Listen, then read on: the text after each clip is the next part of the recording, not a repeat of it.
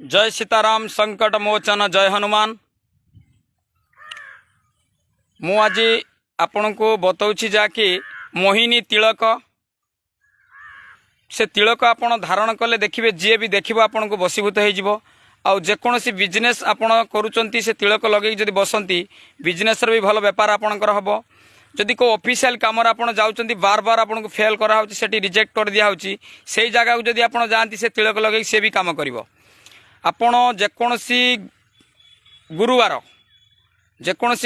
Shrikrishna photo तले गोटे हलदिया फूल नहीं कि देवे गेंडु फूल देला बेले से फूल गोटे मंत्र आप जप करेंगे ओम क्लीं कृष्णाय गोविंदाय गोपीजन वल्लभाय स्वाहा। ओम क्लीं कृष्णाय गोविंदाय गोपीजन वल्लभाय स्वाहा यही मंत्र जप करेंगे 11 थर से फूलटा आप पाद तले देवे।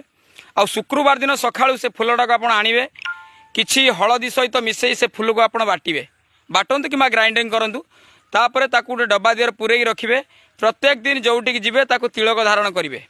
आ गोटे कथा मन रखिए से काम कला बेले आप कहारी को कहबेनी कि कहीं जमी न देखती आपड़ जेकोसी कमर सक्सेसफुल मिलूनी जदि तिलक लगे आप जाती बाहर को देखिए सबू कमर आपको सक्सेस मिल।